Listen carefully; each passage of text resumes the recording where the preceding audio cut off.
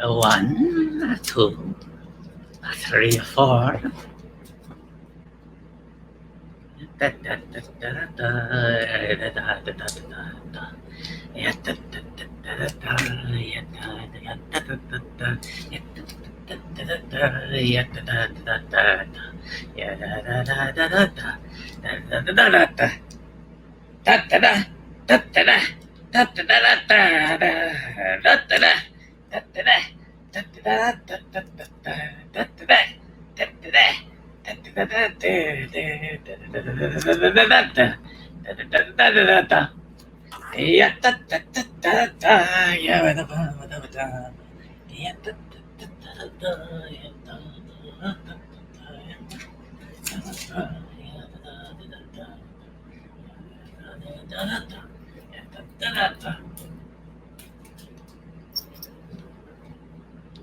Much better. Hello, everybody. I am Watto, and welcome to the George Lucas Talk Show.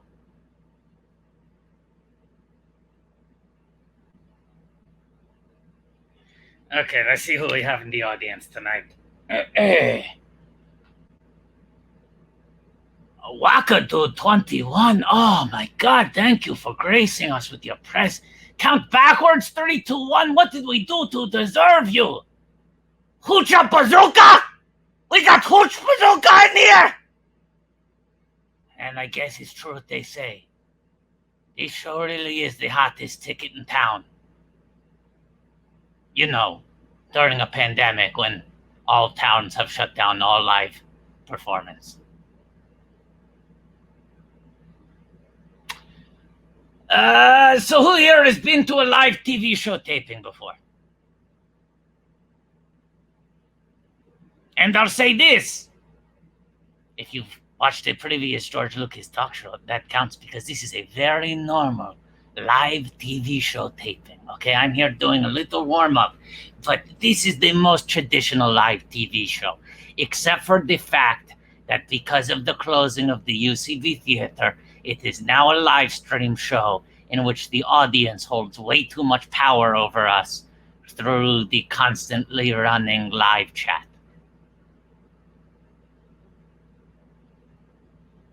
"2020!" Okay, so, it's just saying, try to wield your power with responsibility and care. But if something funny happens, let people know. If something exciting happens, let people know. And not just in the chat, but on social media in general, because that's how we get people to tune in for, the next Irishman Plus. Let's see the hashtags. These are things we're encouraging people to tweet to try to get people watching the show. Forgot to put my headphones on, but assume everyone could still hear me regardless. Am Haley Geograph Osment. Sometimes guest names, they line up with George Lucas projects, and sometimes they don't. Second, Han Solo Lions. Pretty good.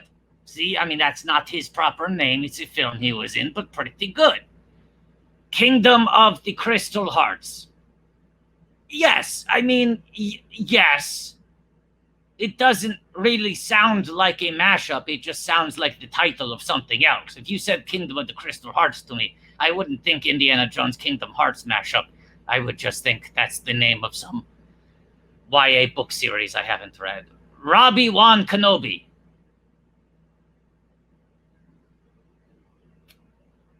Not sure I get that one. Is he on the show Robbie?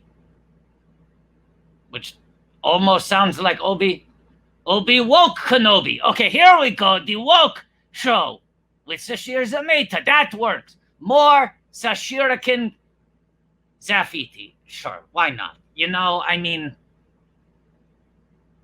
Folks, we've done over 100 hours of content at this point. Maybe bordering on 200. They can't all be winners. But this show is going to be another one of them. Let's start it.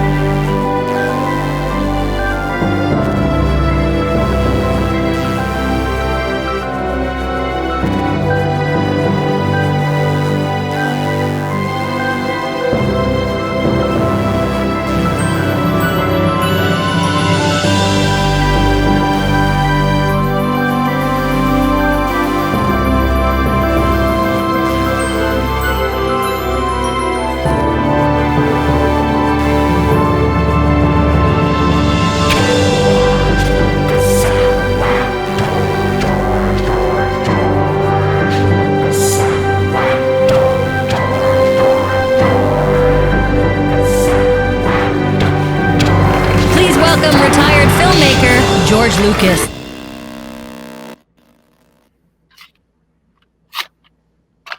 Hello, I'm George Lucas, creator of Star Wars.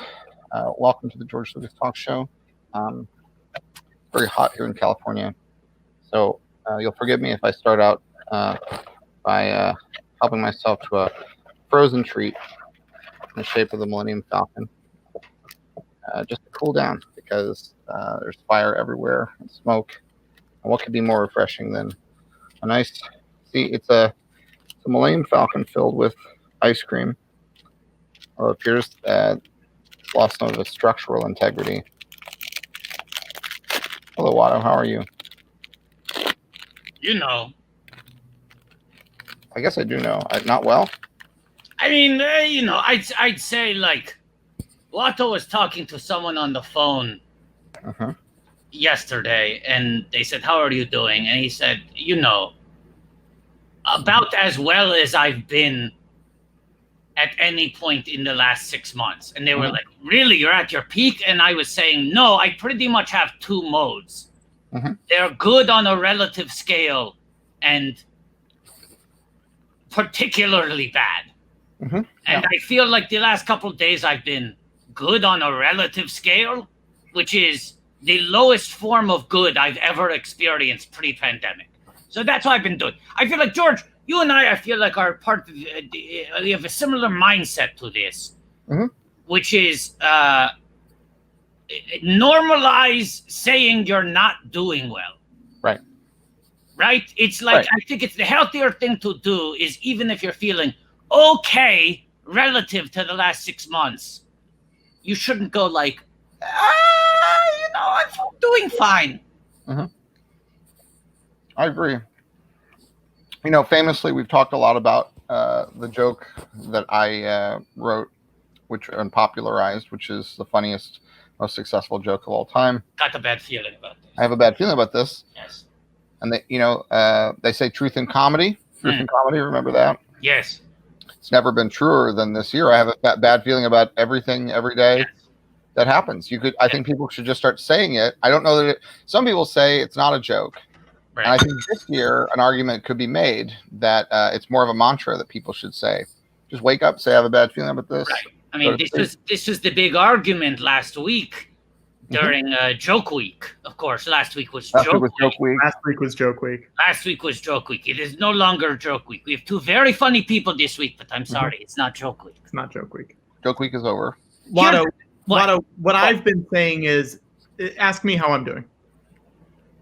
That's pretty presumptuous. Just ask. Wow.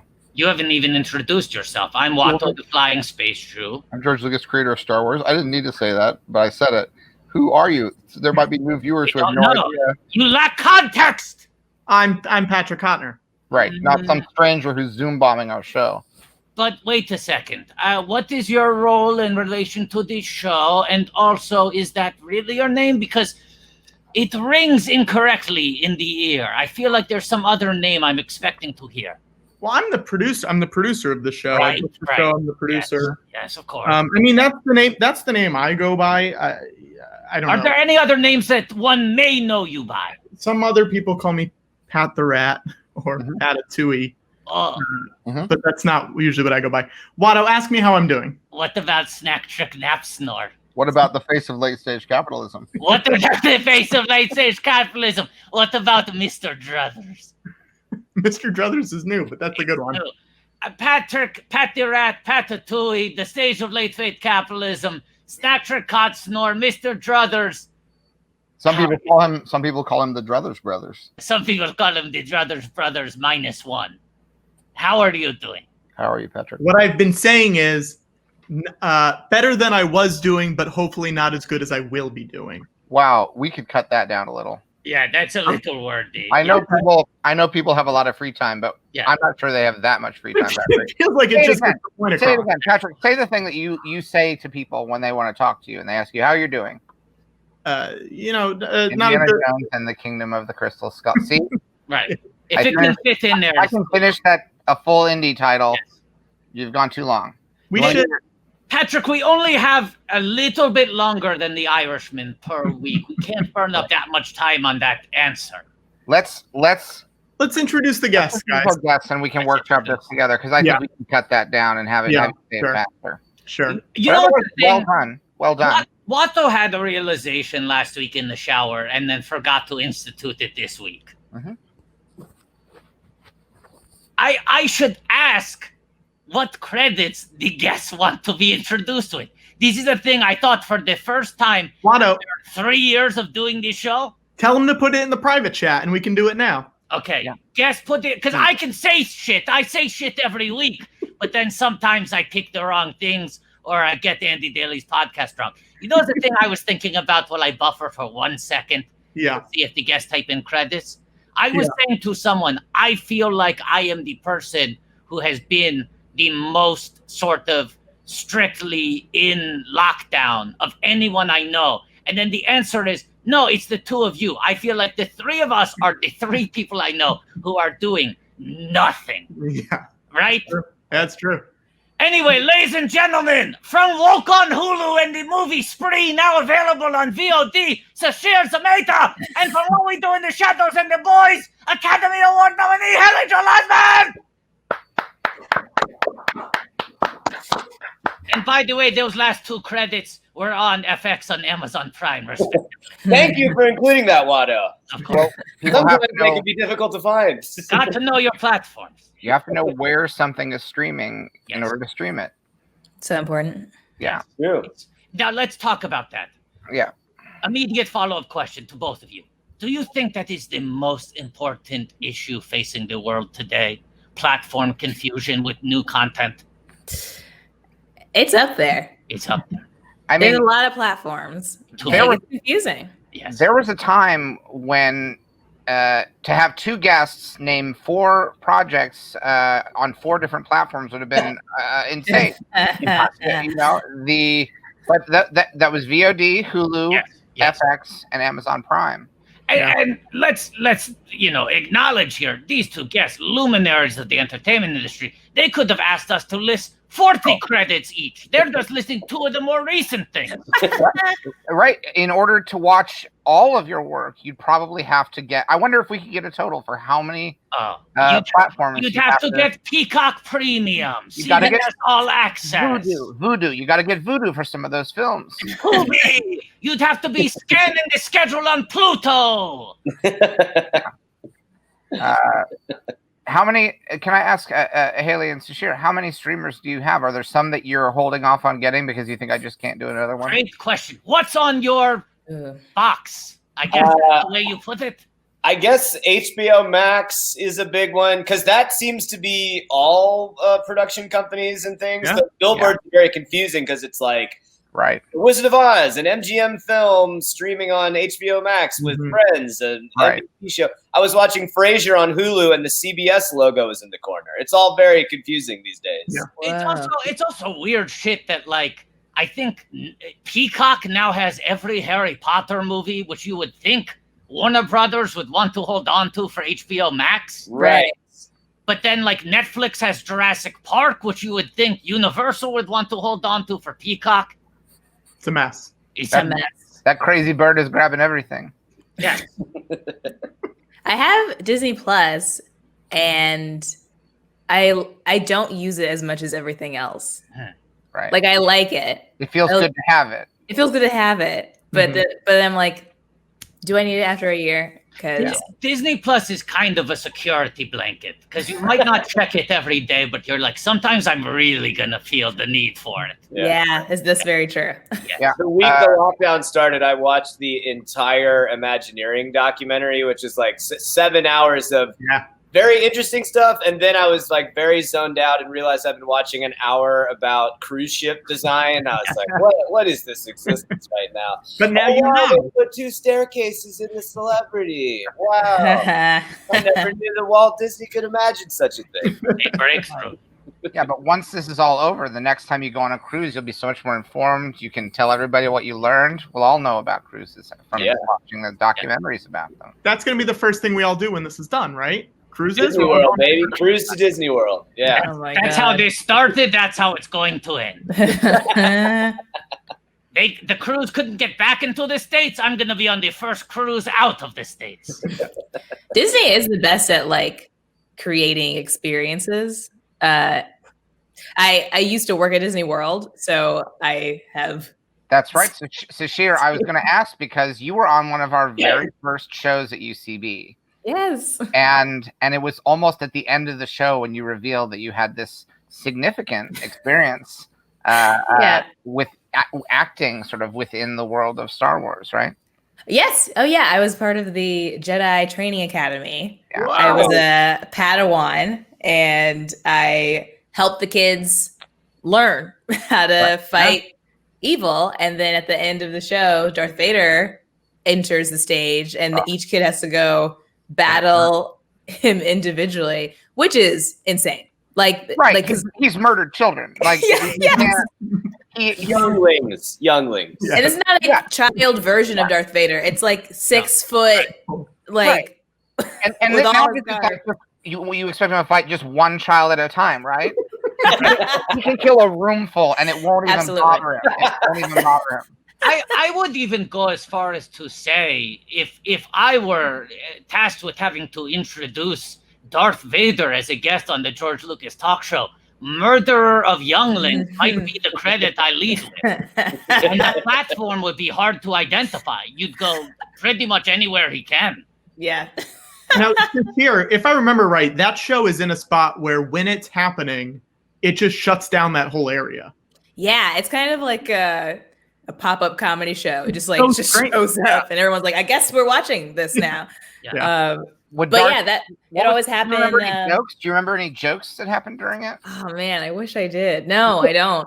I remember the actual person who was showing the choreography was like a very charming actor who would pretend to be a well-established Jedi, and then we just have like a rotating line of kids waiting to get their robes and their plastic lightsaber and learn how to fight. Did you get to pick the kids? I think that there was like multiple Padawans on deck. I was on stage because I got that stage presence. Yeah. And there'd be another one like on the ground corralling all the kids and leading them to the stage. Do you think they don't still do that show now that they have like Galaxy's Edge and all that? Do they? George, I was there in October and they were doing it. They were doing it. Yeah. I wonder if when they're like hiring people for the show now, I wonder if they use you and say like, this could be like you could end up on SNL. I wonder. I'm not in contact with anyone from the park anymore, so I wonder if they even like have put that together that I did that. Maybe. Right. Yeah. I'm glad that's a long running show. That's a very long running show then, right? Yeah. Probably coming up on the Cats record at this point, right? I mean, not up to Phantom yet, but getting there. I would say so, yeah. Decades probably. Yeah.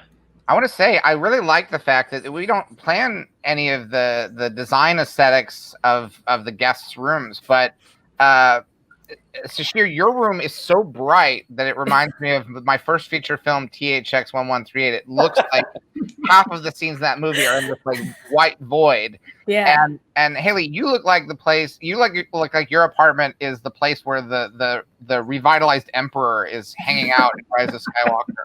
Like that little underground hideout. I am hanging from the ceiling on like a gimbal sort of device in here. Right, and I can vaguely make out some test tube Snokes in the background. They're coming along. A good Snoke takes time. I feel like people don't talk about this. They think you can just pop out the Snoke like it's like it's that bread that they make real quick and it's not. What do they call that? Portions. I think they literally call it quick bread. Quick bread.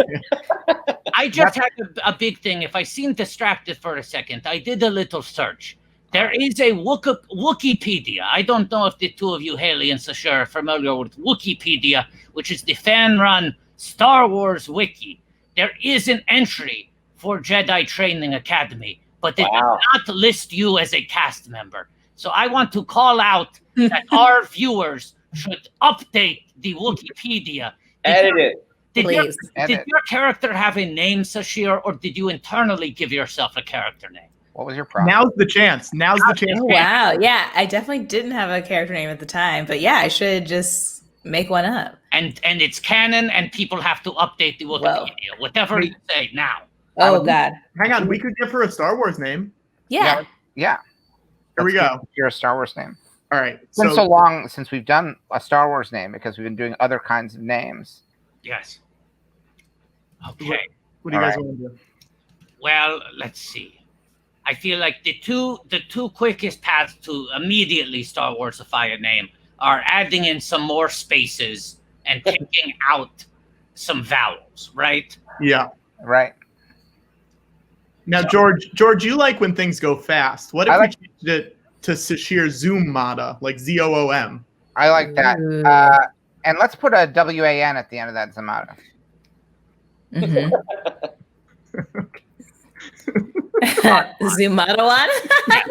Right. And then let's see what happens if we take out the A and both E's from Sasheer.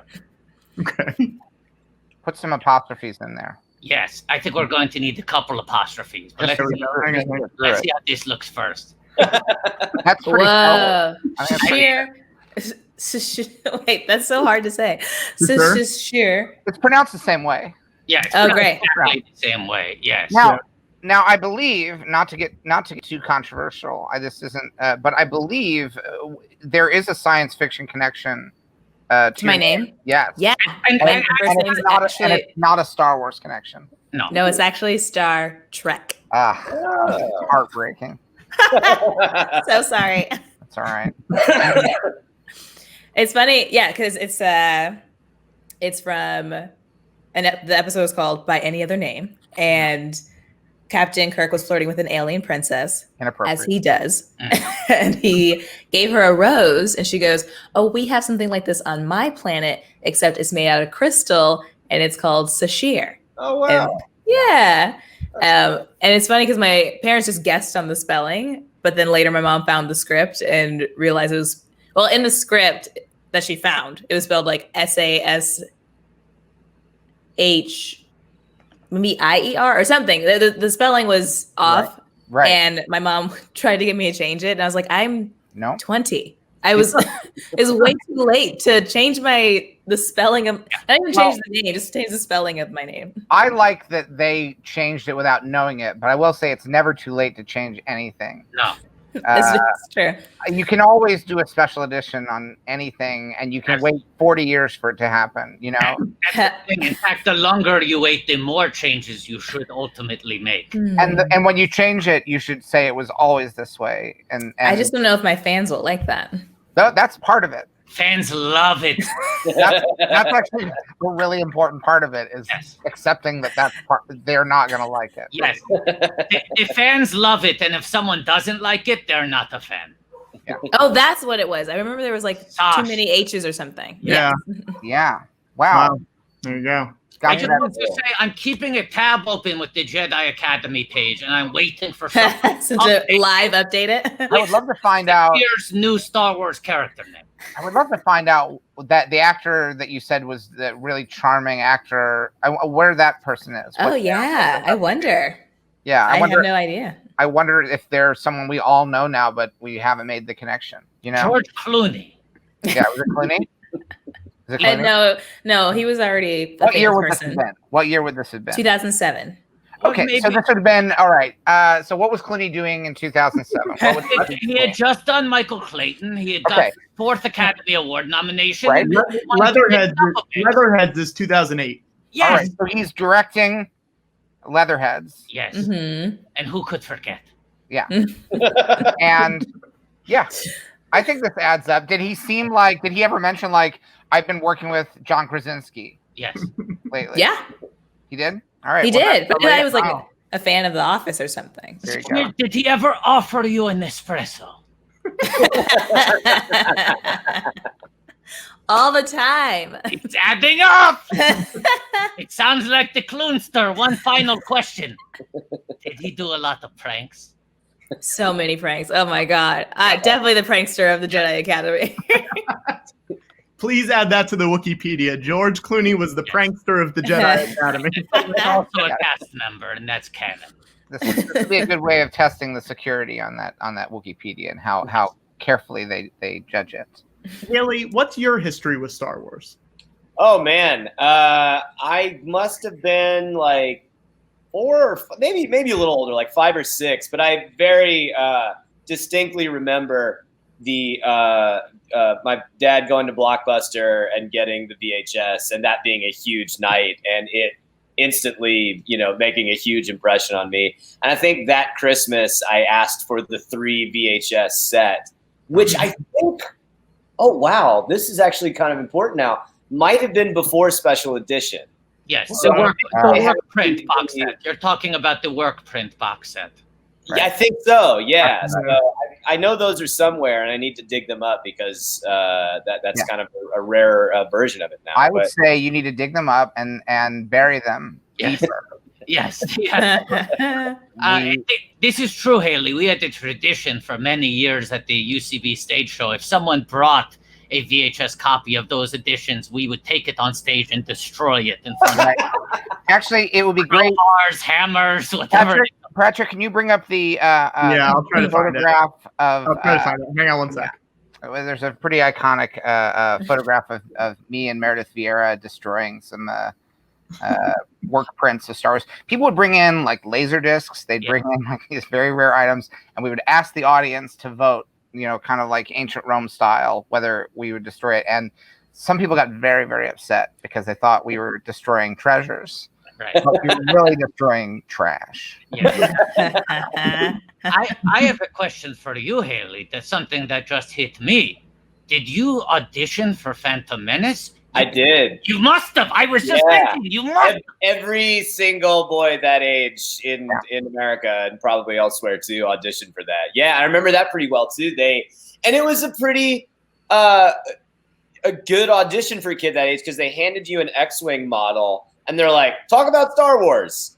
And so you're like, oh, well, this thing, it flies through the ice tunnels, the wings come out, and you basically just got to nerd out as a little boy for like 30 seconds. And I did not get to the second round after that. Wow. My Star Wars improv was not up to enough. And this was post Forrest Gump, right? I guess so. Yeah, it was. Yeah, it must have been. Yeah, but I mean, that movie they were shooting by like 1994 or something, so it wasn't that long after, I guess. It was long enough after that. I said it's not his acting. I can't have Gump Jr. People aren't going to buy him. People are going to say he's still going to be waiting for a box of chocolates to come on screen or something. Yes. You know what I mean? They're going to wait for like Lyndon Johnson to walk in and show his body. That's not what Star Wars is about. Yeah. But Haley, I gotta say, I did you a solid. I said, this kid's good. He's good. I told my buddy Steve, I said, keep your eye on this kid. Maybe. I thank you for that too. Yeah, that was pretty life changing. So yeah. But just as Anakin, it just would have been also. I remember you did a pizza commercial. Yes. When you were a kid, and I remember it was it's a great commercial. I thought. It's just they don't have pizza back then, and people are going to be thinking about pizza, and then they might leave and go get a pizza, and they're going to miss part of it. I thought this is a pizza kid. This is the Gump kid. He's a great actor, but I need people to focus on what Anakin is really about. You don't want them to be pulled out of the reality with the promise of a Bigfoot pizza from Pizza Hut. I remember George even showing me your tape, and I was still sort of at the wireframe stage at that point. I mean, they hadn't finished rendering me, and he showed me your tape, and he said, "Look, the kid's good. He's got it." Because George does have an eye for naturalistic acting above all. Kids got chops. He said, "Kids got chops," but I'm just worried because Anakin, of course, immaculate conception, no father.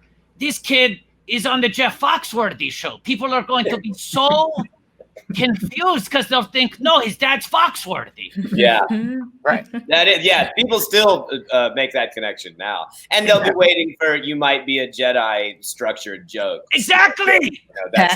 Hey George. I know you've heard so many of those jokes. Can you give us one of them? You might be a Jedi. Yeah. If you go back to your village to rescue your mom and you kill everybody inside, the women and the children, You might be a Jedi. Pretty good. Can I do one quickly? Yeah, sure, Watto. If you sit on your poop chairs in your elevated temple, all high and mighty, being condescending to everyone, yet are so distracted that you let fascism rise through the government, you might be a Jedi. That's good. That's good, Watto. That's good. That's good. Add it in, man. We've got another one. Hang on. Another one. If you're in a fight with your best friend and he jump at you and you chop off all his arms and legs and he's sliding into a volcano, you just leave him there. Don't tell anybody. You might be a Jedi. Wow. I got another one. Okay. If you love to have a meal with your secret lover on the down low, feeding flying slices of space pear to each other, chewing them in a way that is very much how normal food is chewed, you might be a Jedi. Yeah, wow. And that's another one that, like the classic scene where they eat the flying slices of space pear. Mm-hmm. Yeah. People are going to be waiting for that Bigfoot pizza. Yes, I just like, I've got this saga written out, and there's just too many things I'm bumping on here. You know. You know how the music style that they're playing in the cantina, if I have my information correctly, is jizz. Yes, yes. The sky is the jazz with a vowel substitution. All right. Yeah. In the reverse of the pizza, they could have had patza or pozza or something. And I think that would have squared with the universe. These are the discussions that were had in the 1990s, and unfortunately, it just didn't slide your way. Here it is. Here we are. Now, why is it Bigfoot? Yeah, talk us through the product. Yeah, sell me on this. This was at the height of the Bigfoot craze. The X-Files had just come out. It was all about mythical, occult creatures that you would find in the forest and everything. And the commercial was very well directed. It was, shaky cam, like Blair Witch almost, but 7 years before its time. Mm-hmm. Going around asking people what the biggest thing they'd ever seen was, and then people were kind of like hiding in the woods and being afraid and everything. And my first line on camera ever was, "Big would be an understatement," but I said understatement for some reason, possibly as a Star Wars style substitution. So yeah, it's a good change. That's a good change. I always wondered if it was written that way or if that was a choice. And I think it was a good choice. I mean, I will often tell people when people ask whether I recommend the movie, whenever I hear people talking about Blair Witch, I always say, go back to where it started. Go check out that Bigfoot pizza commercial. That's where the real Blair Witch Project. At Alamo Drafthouse, they show the commercial before revivals of Blair Witch, just to put people back into that. State of mind. Yeah. I never want to be outdone by Alamo Drafthouse. Should we show it? Yeah. Hang on 1 second. I had it and then it went away. Here we go. Oh my gosh. Okay. Recently, an object was sighted. Huge, large, astronomically big. Big would be an understatement. Very huge. So that's big, huge. When it arrives, you better not be alone. Bigfoot. From Pizza Hut. 2 square meters. 21 slices on a tasty crust. $10.99 for up to 3 toppings. It's bigger than pizza. Bigfoot from Pizza Hut. Legendary value. That's also a very heavy pizza. They just were making Little Caesars pizza and trying to run them out of town. Flat and thin and cheap with, I guess, green onions that looked like were on it. Yeah. But you're right. Well, that's good. That's cinema. That's not. Yeah, that was actually really good. Yeah. Really good stuff. An understatement is I want go to Urban Dictionary tonight. If there isn't a definition for the word understatement by sunrise, I will be very disappointed in the internet. Do it for Mr. Lucas. Yeah, absolutely. I'm going to keep that tab open as well. So I'll be refreshing the Jedi Academy Wikipedia page and also Urban Dictionary. I want to see effects. I want to see change in real time. Is it like The understatement's so under that it actually gets on top of the statement. Now we have a definition. That's wow. Under. There it is. That would be an understatement. That'd be an understatement. I'm going to start saying that all the time. I'm going to start layering this into all interviews that I do. That would be an understatement. I mean, that would be an understatement. Is a great. You might be a Jedi. That'd be an understatement. Now, Watto, I see you have an idea for something, and I had a little idea. Now, George and I, we were lucky enough that we got to watch your tape back in the day, Haley. And once again, it wasn't lack of talent. We were just bumping on a couple ideas. You know, there were branding issues. But you had the chops back then, and, boy, have you only grown into an even better actor since then. Sasheer, you would have been too young to read for Padme. But looking at you now, it's like, man, there's a universe in which that could have worked. I wish. I put into the private chat the original scripted version of Anakin and Padme's first scene from The Phantom Menace. Will the two of you grace us with the honor of a read? Absolutely. Totally. Yes. And now this is a cold read, but it's a hot scene. That's my direction. All right. Are you an angel? What? An angel.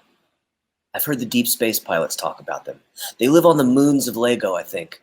They're the most beautiful creatures in the universe. They're good and kind and so pretty. They make even the most hardened spice pirate cry. Looks at him knowingly. I have never heard of angels. You must be one. Maybe you just don't know it. You're a funny little boy. How do you know so much? Since I was very little, 3, I think, my mom and I were sold to Gardula the Hutt. She lost us, betting on the pod races to Watto, who's a lot better master than Gardula, I think. You're a slave? I'm a person. My name is Anakin. I'm sorry. I don't fully understand. This is a strange world to me. Studying her intently. You are a strange girl to me.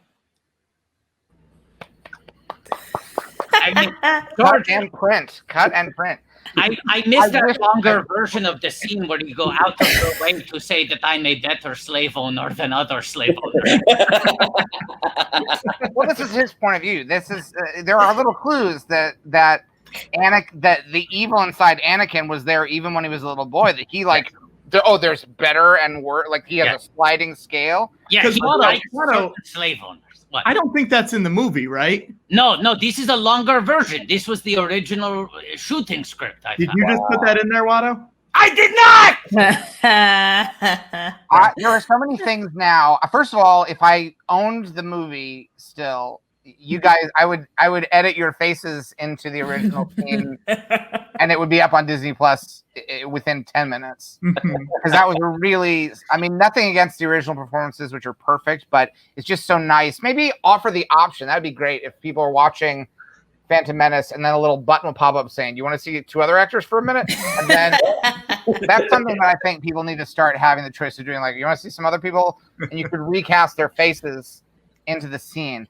There's some things there that I wish that I'd had the time to show, because angels that are so good and kind and so pretty that even hardened space pirates cry. It's something that we want to see that. We want to see some space pirates crying because angels are so pretty. Yeah. That feels like some perfect episode 2 stuff. That would have fit in right well in Ep 2. It's interesting because it did say spice pirate in the script, and I was a bit confused. Yeah. Was there a spice? Well, spice pirates are space pirates. No, they're both true. It's like a spice pirate will fly the spices through space. Okay, got it. Yeah. Space pirate. Yeah. A space pirate is a spice pirate, but a spice pirate isn't necessarily a space pirate, and because they can do it on sea, land. Yeah. But there are also some space pirates who are not spice pirates, so it's not. It's a Venn diagram where there's some, but not all. Right. But I was talking about space pirates when I talked about those spice pirates. Didn't they also, in Rise of Skywalker, establish now that Oscar Isaac used to be a spice runner or spice smuggler. Yeah. That really cool last second move to code the Guatemalan man as a drug dealer. Oh my God. Right. Watto, there's no Guatemala in space. Slip it in. At the last second. You put that on. Yeah, Guatemala wouldn't exist until a long, long time after the Star Wars story is completely over. Because, by the way, I don't think I've ever said this before, but the Star Wars aren't still happening. Like, they're done. Like in 2020, far away where they were happening, they're done. They're over. Wow. It's actually they ended probably about like 80 years ago. Wow, that's recent, George. Yeah, fairly recent. Yeah. It was during like the Jazz Age. Yeah, during the very last. Yeah, it was during Prohibition, not connected to Prohibition at all, but it was during Prohibition, I believe. Far away. It wasn't on anyone's mind because nobody knew about it, but the Star Wars just ended. Yeah, it was far away, like around where Guatemala is, but Guatemala, of course, doesn't exist, according to George. It's very correct when people call them the prequels because they are the prequels to everything. They take place before pretty much all other movies. Yeah. Yeah. Now, Sasheer, how many shows have you had come out since quarantine started? Because I think it's 2, right? Yes. Woke. Yes. Robbie. Someone said Robbie earlier. That's on Comedy Central. Yes. And then Spree, a movie. And then a movie I shot a while ago called The Weekend is now available on Amazon and Hulu. Perfect. Now that every day is a weekend. Yes. It's this is the weekend. This whole period. Yeah.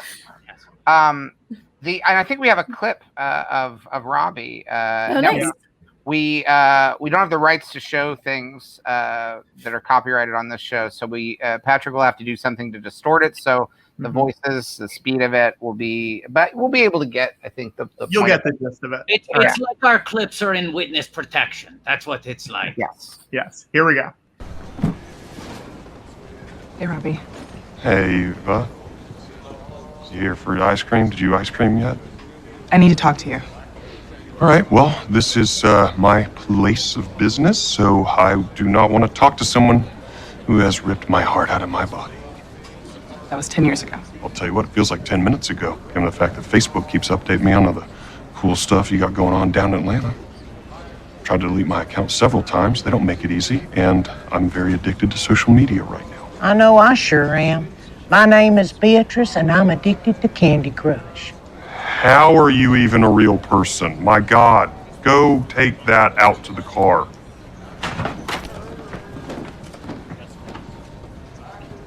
You see that kid over there? I recognize him from some of your posts on Facebook. He's your son. No. That's not true. That's impossible.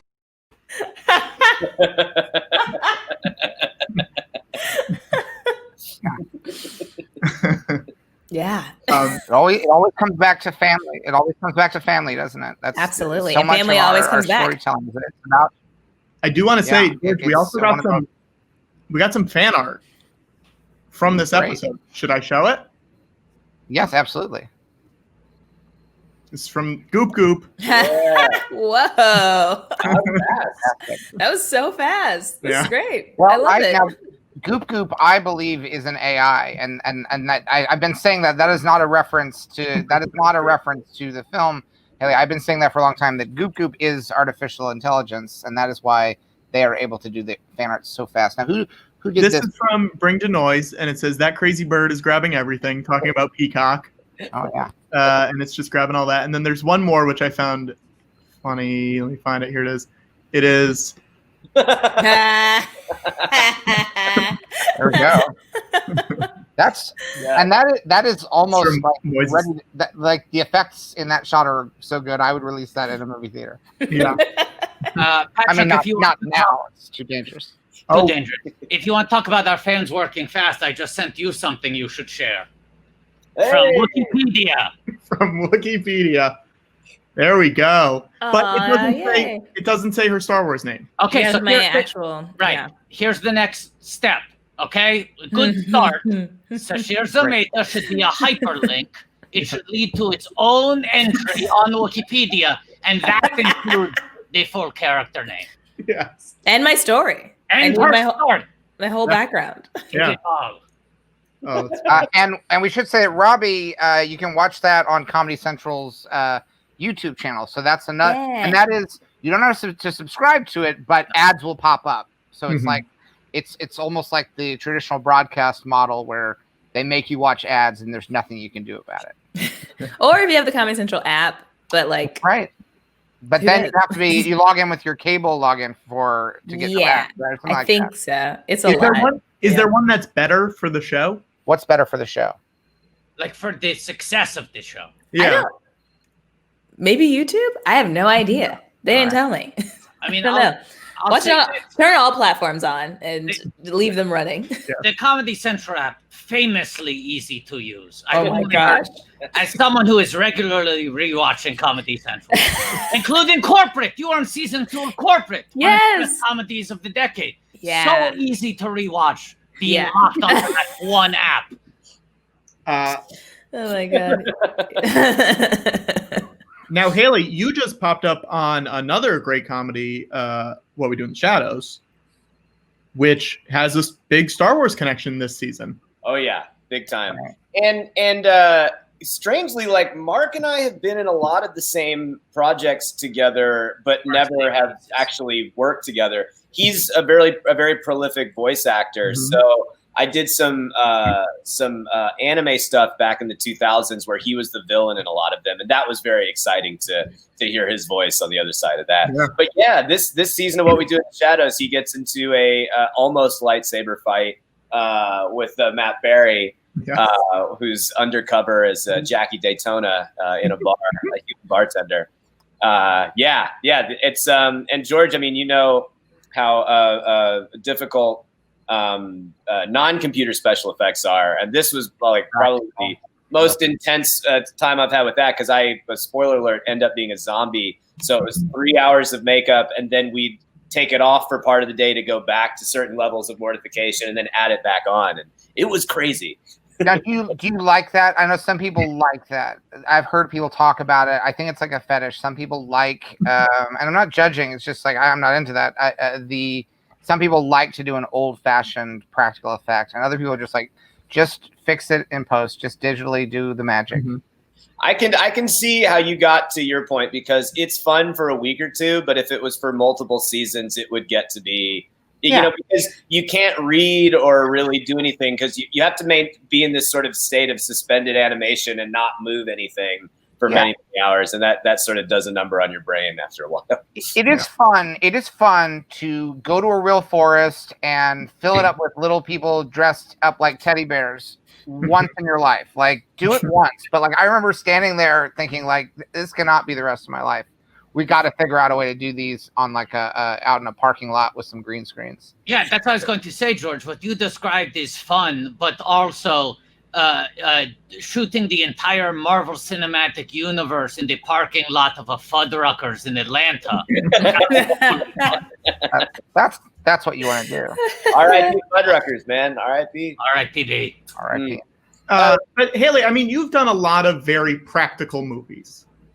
I think there's one that, probably a lot of people talk to you about, and you're probably sick of talking about, but I think one of the most practical movies is probably The Country Bears. I was just gonna bring that up. I mistyped in the comment box. That was the credit I wanted you to lead with. Yeah, it is, you know, me and Christopher Walken's finest moments. Right. Hey, Walken's good in that movie. He is. He's very good. Yeah. Walken has also worked with my buddy Steve. You know, if you went back a few decades and you were to predict whether Walken would be in a Star Wars movie or the Country Bears movie, I don't think anyone would have bet that the Country Bears would have got him. But now, you know, if Disney wants to put those Country Bears into the Star Wars universe, they can do it. I think they should. There should be a Country Bears Star Wars movie, and Disney should make it, and they should release it. It's on Disney Plus. It's on Disney Plus. I just did the check. Would you come back if they said Barry Barrington is gonna be in Barry Barrington, A Star Wars Story? You're in? Absolutely. Let's go ahead and make it episode 10. Episode 10. It's main canon. The Skywalker saga is reopened. It's episode 10, a new bear. Yeah, bring out Patrick, bring out Star Wars Bear. Yeah, because this is official merch. This bear was released. I saw this at Hanley's toy store in London, which is the toy store that Stanley used in the final scene of Eyes Wide Shut. And this was while they were shooting Last Jedi, and the code title for The Last Jedi was Space Bear. That's true.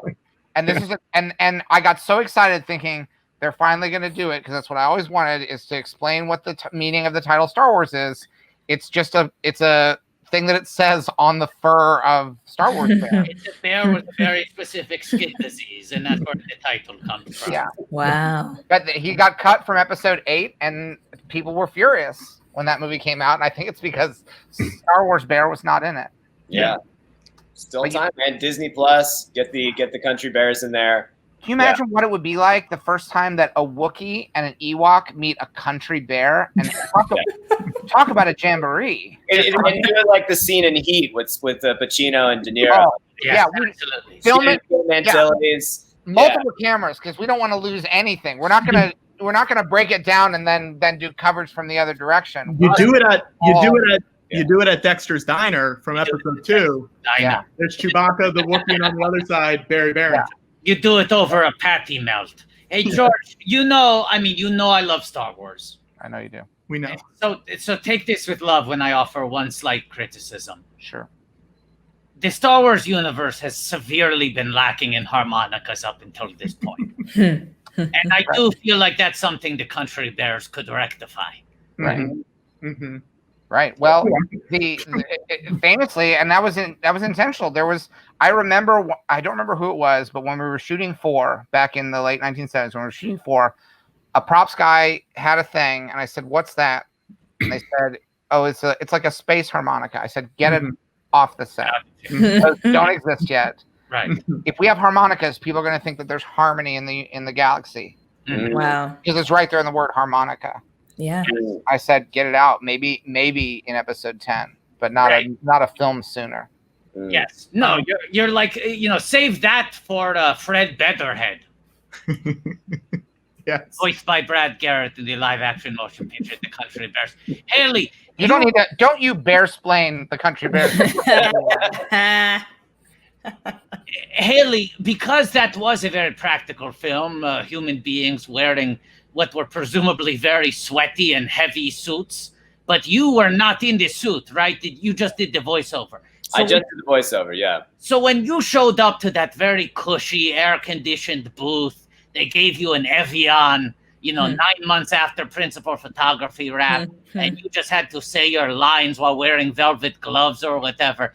Did you think to yourself, this poor motherfucker in this bear suit? Like the whole time, were you thinking like, God damn it, I got off easy on this one? 100%. Yeah. The guys in the original Ninja Turtles movie, apparently it's just agony in there. So, but here's the thing. And this is, no one asked my opinion. No one has asked me. The industry is trying to figure out how do we get back into production under COVID? The answer is you make some more Country Bears movies, because if you're in those suits, nothing gets in, nothing gets out. It is the safest. Yes. I don't want to get, I shouldn't say this because I don't want to get mobbed if I head out, but the few times I have left Skywalker Ranch, because I just got to get out, I actually have one of the original Country Bear suits, and I'll just wear it around Marathon. That's great. But wait, George, I do want to say this. Haley, I don't know if you know who the person was who was in the costume itself. If you don't, it's fine. It's been a while. I don't think so. No, I don't think they were. Yeah. It's a woman named Misty Rojas, and I'm going to bring up a picture of who Misty is currently known as. What? No way. Yeah. That's so cool. Misty Rojas is Nick Nolte's alter ego? Yeah. Rosas. Yeah. Wow. That is really cool. Wild? That's amazing. Yeah. And I will say, Nick Nolte is someone I was like he should be in Star Wars, definitely. Yeah. Either in the 70s or now. Nick Nolte belongs in Star Wars as much as possible. Yeah. Haley, what was it like? I love a Steve story. I love it. He's my best friend. I love anytime someone talks about Steve. What was it like? What was it like hanging out with Steve? He's the best, right? Oh yeah, just the coolest. It's crazy because from the outside, I later figured out we like completely took over the entire lot at Warner Brothers. We had like 5 sound stages simultaneously. But he does this amazing thing from on the inside. It's very relaxed and not too hectic. He moves at a great pace, but it's just like it's such a well-oiled machine. I loved working with him. And I forgot we had a mechanical bear on that one too. I was carrying around $1 million Stan Winston mechanical bear, and there was a thing that would happen when if the bear couldn't do its job in 2 takes, the mechanical real one, they would take it away and ILM would draw one in. And I, at the time, was a very extremist pro-practical special effects guy, as most 12-year-olds are. So they'd have me hold the little shiny and matte ball and spin it around for things. And I think I'm always like frowning and like had a big sourpuss on because they've taken away the actual bear. Yeah. That's I told Steve 2 takes with the fucking practical thing before they. Who are these people? Woody Allen? 2 takes, and then I recast you. Bad man. What do you? I mean, Steve had already made a film with a practical shark that let him down again and again and again. It's true. And I keep telling Steve, like, do a special edition of Jaws where we see the shark a lot more. Like now the shark can like jump out of the water and you know, shark can talk, shark can do anything. Give him some monologues, maybe a little dance number. Yeah. I mean, George, you already convinced him to do a special edition of E.T. I did. And then he undid it. Yeah. he likes, I mean, this is part of why I love him is because we're so different. You know, he loves film, he loves practical stuff. I like digital. I like stuff that's not there, and then we just put it there. I loved it when the ILM boys would put in that phony digital bear. Now, George, we have a clip. Yeah. What would you say, Haley? Is Indy 5 happening? Do you know yet? Nothing to do with me, man. I got no skin in the game anymore. Oh, no way. I said I'm gonna sit this one out. You know, I believe George's exact words were, "I'm going to take my ball and go home."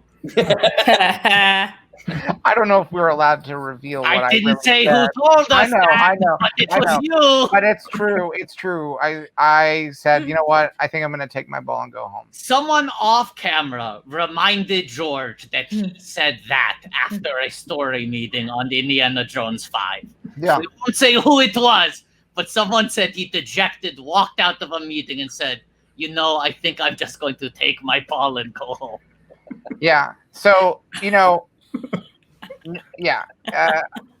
I had lots of ideas for what all the adventures that he could have, and they would be like nothing you've ever seen. People were going to get so mad, though. They were going to get so mad at me, you know?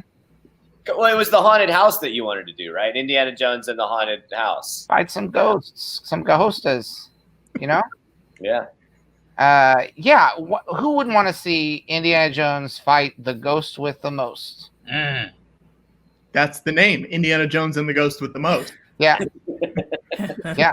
Would have been really great.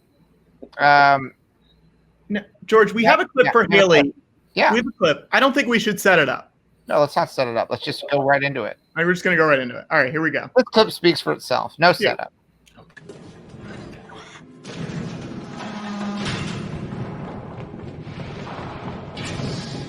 Hurry. I'm hurrying.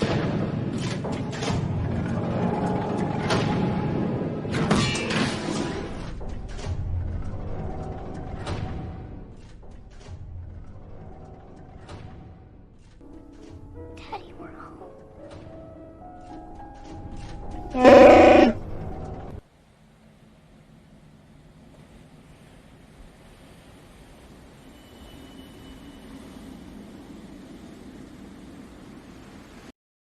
Yes.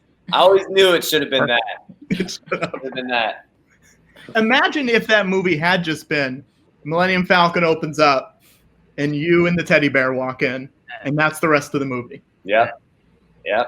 I think a lot of people would have been relieved that he didn't die along with all of humanity 3,000 years in the future. That seemed to upset some people. Yeah. Spoiler. Oh, sorry. Yeah. Now, when that happens, when people are like, if people get upset about something like that, do you take that to heart, or are you just like, it's a movie? I didn't do that. I was going to ask the same thing, because I mean, this is one of the most hyped movies of all time, and then it feels like there was a pushback initially, and I think the film's a masterpiece, but I also feel like that was a contrarian opinion for a while, and now almost 20 years later, it feels like it has kind of been reclaimed as no, actually, you're wrong. It's a great movie. 100%. Yeah. And at the time, I don't remember being too bothered by that reaction to it, because a lot of those reactions, particularly from critics, seemed like ready to go. Oh, you're going to do a movie that Stanley Kubrick worked on. I'm going to tear you apart for that. Yeah. And the funny thing was that the things that they singled out as being a betrayal of Kubrick were actually the things that Kubrick had developed and had there's kind of a misunderstanding of the elements of Steven that Stanley wanted to bring in. He wanted to bring in that fun, almost sadistic side of Steven that, really makes you terrified for children in peril and things like that, like the flesh fair and everything. The hopeful stuff was actually originated even before Steven came onto the project. And when they did that big Kubrick retrospective that was at LACMA a couple of years ago, they had these drawings of all, the ice cities at the end and all that stuff that people were like, this is a betrayal of Stanley Kubrick. It's like, no, that was the idea from the beginning. So it's been nice to see people come around to it as time goes on, because I think we always felt like it would stand the test of time for that reason. There's a weird thing in how that film was received at the time, where people both were angry that Spielberg ruined it with his Spielberg stuff, and simultaneously complained about it being too depressing and bleak. Yeah, exactly. And I think that people expected it to be more kid friendly, which was it absolutely was not. I think people were upset by that. So the happy ending is not really happy at all. I love AI. I could talk about this for 5 hours. I'm glad, man. Me too. Yeah. Well, that's the thing as well. Like Sasheer, you were on SNL for many years, and that's another show that people love, but people also love to complain about it. Absolutely. From the very beginning, people have never stopped complaining since the show that's been on for decades. They're always pointing out continuity errors. Oh, you realize at first Bill Clinton was played by one person and then a different person. Right. There are people every week who log on just to complain that where did the bees go? Where are the bees? Yeah. They used to have bees all the time in the early sketches. And they would just that was what was funny in the 70s, when they would dress up the whole cast like bees, and they didn't do. I bet that didn't happen once when you were there, Sasheer. Not once. And I pitched it a lot. Yeah. No, they can't even go to dress. Kevin Nealon has been benched for 20 seasons now. Every week I go, they're not going to put him in one sketch. There's just too many people consistently. This is the thing. I was trying to Google this to get an answer, Sasheer. You were in a Star Trek sketch. You got to play Uhura in a Star Trek sketch in your time on SNL. Yeah, I did. And there were several Star Wars sketches during your tenure at SNL, but I couldn't figure out if you were in any of them. No, I refused. Wow. They asked, and I said no. You're like, I've already done that. I'm loyal to Star Trek. And but not that loyal. You took money to be a Padawan in the Jedi Academy. That's okay. It's canon. That's not a proof of Star Wars. But George, George, she wasn't taking any money at SNL though. Yeah, that was just for the love of the game. Yeah. Would they get drink tickets? Would you get drink tickets? Yeah, lots of drink tickets. Oh, that's okay. But they were only redeemable at the Beast, right? You had to 30 Rock and I have a huge stack of them that cannot be used. Yes. Yeah. Well, now this brings up an interesting point. Sasheer, we have a question that we ask a lot of our guests. Yeah, we ask a lot of we might already know the answer, but a lot of people might not. Because there's a lot of confusion out there, Sasheer. There's a general distrust of the mainstream media and the news. All this shit getting circulated on Facebook. People don't know what to believe. But one thing we know is true. Abby and Alana were never on Herald Night. This is true. That shakes people to their core. So anytime we get someone who is an alumnus of the Upright Citizens Brigade, we need to clarify. Was Sasheer Zamata ever on Herald Night? Were you ever on a Herald Night? Were you ever on Herald Night? I was. Now, the same question for you, Haley. Yep. Hang on 1 second. There we go. Haley, were you ever on Herald Night? Haley, were you ever on Herald Night? Were you ever on Herald Night? I never was. Oh, wow. Wow. Wait a second. Get Haley back on full screen. Okay, hang on 1 sec. Bring Haley back. Haley, were you ever on Lloyd Night? No. Okay. Quick follow-up. Bring him back to full screen. Oh, yeah, sure. Hang on 1 sec. Maud Night? No. Okay. Even as a writer? Oh, hang on. Wow. Wow. Wait a second. Bring back to full screen. Full screen? Okay, hang on, Watto. Haley, were you ever on a megawatt team at the Magnet Theater? No, I was not. Wow. We have to ask these questions because because people aren't asking. These are the questions people aren't asking you.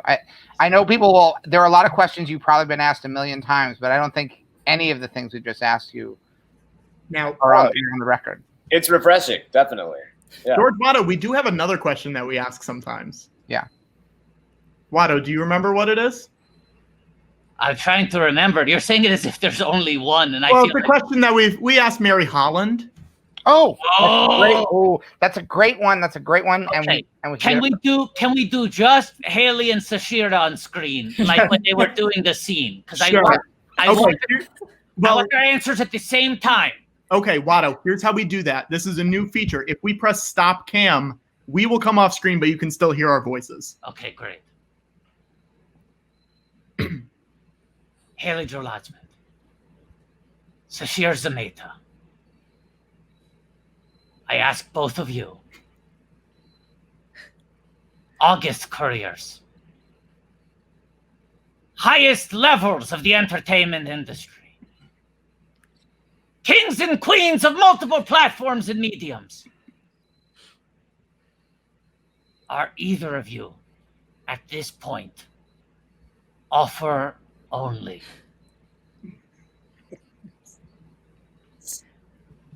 One, two, three. Sometimes. Rare double sometimes. Rare double sometimes. Rare double. George, has anyone ever offer only a response to you? Have you ever gone out to an actor and they've refused to audition? Yeah, there have been I'm sure there have been some people who and I actually kind of like it when an actor says they don't want to read. Honestly, I'm like, I didn't want to see you read anyway. Right. You know? So I don't think it's been a problem. I think I've cast anyone who's ever said I'm offer only. I think I usually do a school cast them. I said to George, you want to cast me, you have to make me. Yeah, it was a real dare. He's like, make me. I was like, all right, well, we'll render you fully. Right. You were like, make me do it? I was like, no, build up a full CGI model and then I'll yes. Yeah, absolutely. Now,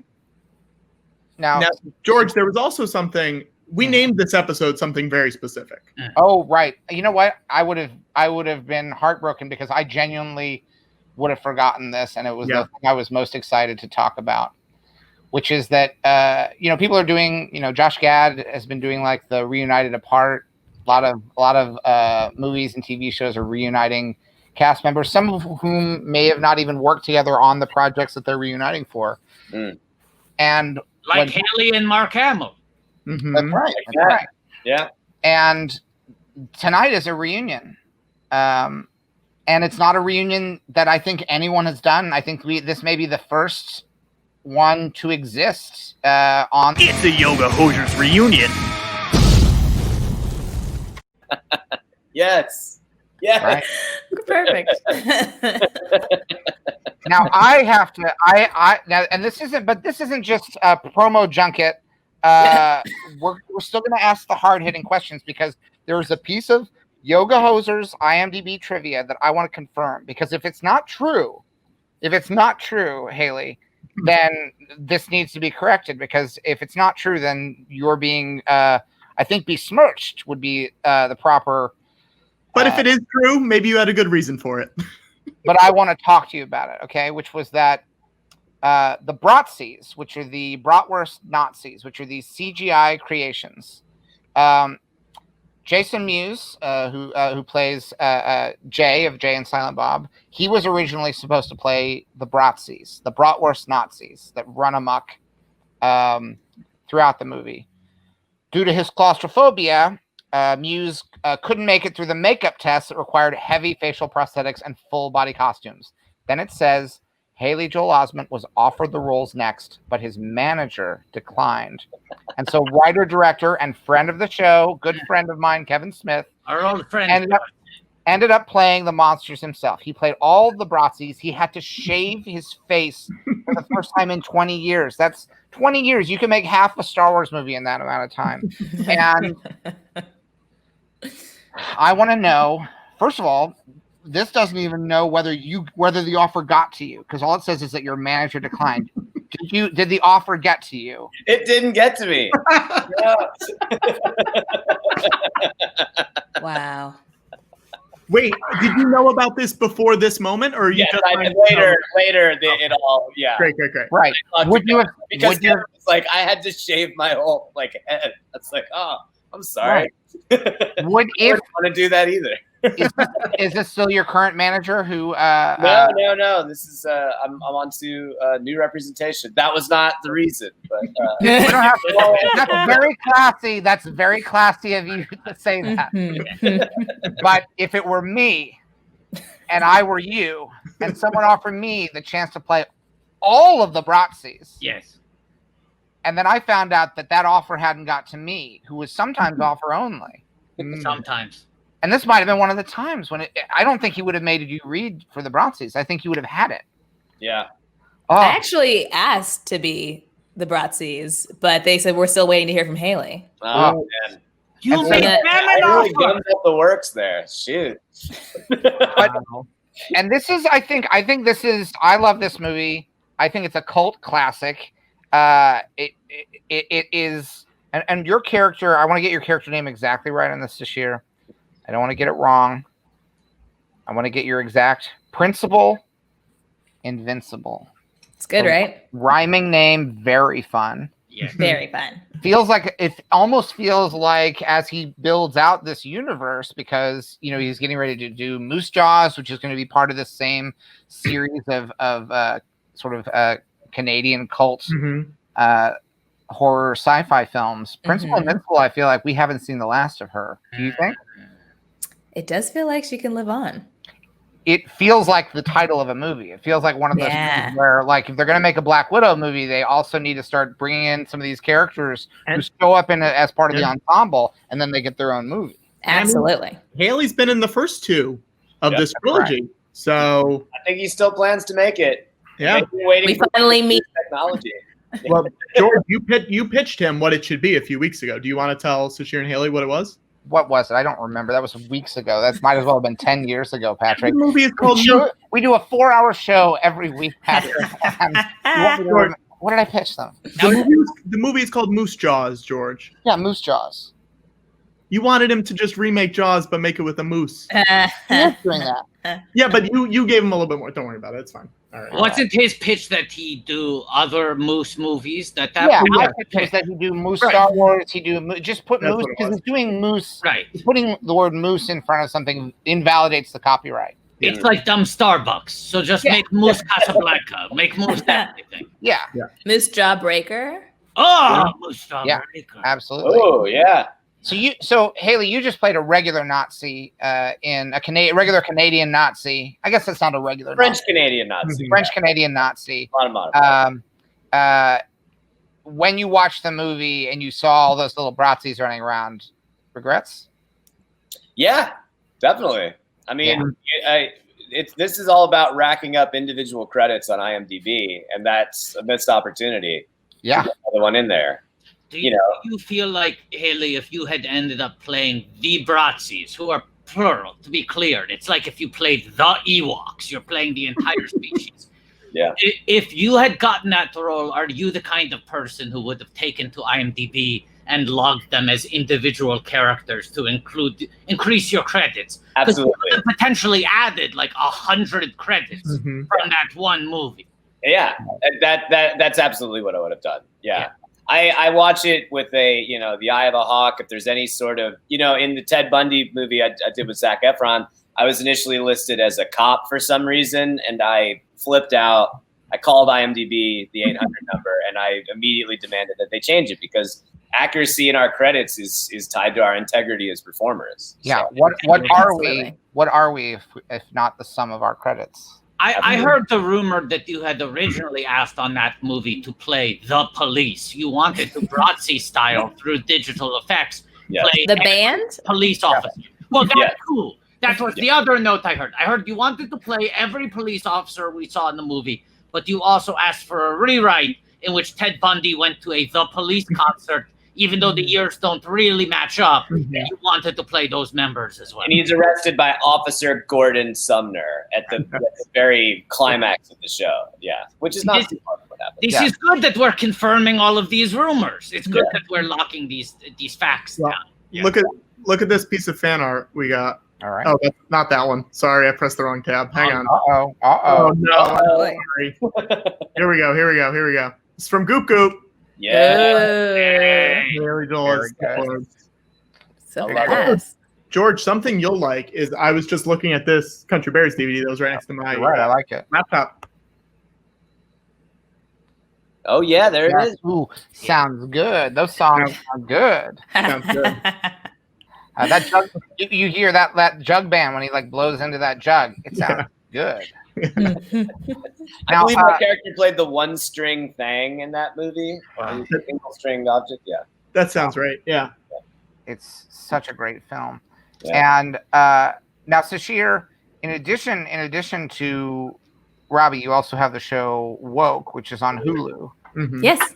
And I haven't yet had a chance to watch this one, but it is on my list of Hulu shows that I'm working my way through my pandemic playlist. Yes, please. It just came out. The premise fascinates me because it's essentially about an artist who's having to reckon with the culture at large. It's having to which is something that I've had to do at various points in my career. You have to reconsider who you are as an artist and what message you're putting out into the world. Absolutely. Yeah. It's a bit different because the artist is a Black man. Right. And he gets aggressively attacked by the police in the first episode. And so he's now analyzing his beliefs and what does he want to convey to his very white audience? And does he want to talk about his experiences or not? And I think it's an interesting way to look at PTSD and how events like this can continue to affect people after they've been through something like that. And it's funny and fun. Yeah. Well, that's always the fun thing is if you can, I hate Nazis, but I've always had fun with it. I've always had well, let's show how Nazis are terrible by having Indiana Jones beat up a bunch of them, Right. So you can bring your kids. It's not just going to be depressing watching this lowest form of humanity rising to power. Let's find a fun way of let's have a bunch of ghosts melt their faces at the end. That'll be fun. That would be very fun. Now that you mention it, I would almost contend that no one has ever had more fun hating Nazis than you. It's been a blast. I would argue Quentin Tarantino is up there. I think George has got them by a hair because George has done it 9 different movies. This is very true. He shows the brutality in a different way than I do. But I think you can't go to that well too often. It's always a good day to melt some Nazis. And I think Kevin also had some fun. I think turning them into little bratwursts, and he squishes all those little bratsies. Sorry to keep picking that wound. It is really, I'm full of regret right now. It's tough being alone during the quarantine, and just as soon as this is over, I'll just be sitting here in the dark thinking about what would have been. Yeah, because there's wunderbar. That goes right into the reel. But maybe he'll put the Bratzies in moose jaws. I hope so. That would be, yeah. Yeah. Even and this is one thing I don't remember whether I pitched this on the stream before, but why not? You could tie it in with my buddy Francis and have one of the Bratzies be named Luca and have him have sex with a bunch of fishes. Wow. Luca Bratzi sleeps with the fishes. Mm-hmm. Also, if you're already doing Moose Spielberg's, you could do Moose Schindler's List, and the Bratzies would slide into that very perfectly, and everyone would have no problem with that. Right. That was Steve makes sometimes this, when there's time to have fun with the Nazis and then there's time to like get serious with them. That is not fun with the Nazis. I would classify that movie as no fun with the Nazis. I put that in the Red Tails column. Red Tails is like, this is serious. We're seriously killing the Nazis this time. And then Indiana Jones is like, no, we'll melt them. It'll be fun. You'll trust them. Schindler's List is, we don't like them, but we're not joking about it. Right. We don't like it, and that's not a joke. Yeah. Right. That's exactly right. Now, Sasheer, I want to read it. I have a quote here from you about comedy. And I like to talk about comedy because I like to put funny things in my movies. Here, let's all go off. We'll let George and Sasheer. Yeah. This is a quote from an interview you gave recently. You say, I like comedies for many reasons, but I like that comedy breaks down people's defenses. You can learn about something new or have a different perspective on something while you're laughing. And I think that's an easy way to get people to communicate about things and bring people together on certain issues instead of beating them over the head with a topic or having a TED Talk or making it really dry. I think that's a great encapsulation of what we're talking about here, is that you can do art and tell stories about serious things in many different ways, including some ways that are a lot of fun. Yeah, absolutely. Yeah, it doesn't have to be like a special episode. So, Sasheer, if I could ask you, because right now it feels like I just accidentally sort of leaned this way, and you're sort of it does start to look a little bit like we're on a poster. I love it. I really like this. I look back. Really good. All right, bring everybody back in. Okay, wait. Now I want to do it with Haley. How do we? Oh no, I was doing the wrong way. Let's do it like we're facing each other. Yes. Oh yeah, with our feet together. Right. Let's put our feet together.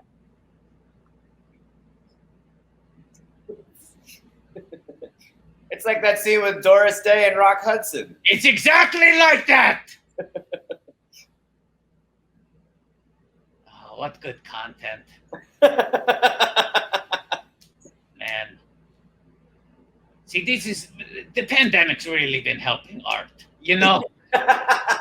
This is not something you ever would have seen on broadcast television. Never. No. Never. People weren't ready for this. No. Yeah. Maybe George and Sasheer just never come back. Maybe we just do this for another hour. For a while, till I drift off to sleep. Yeah. We've recently been ending these streams by falling asleep. That's what's been happening, and I wish I were joking.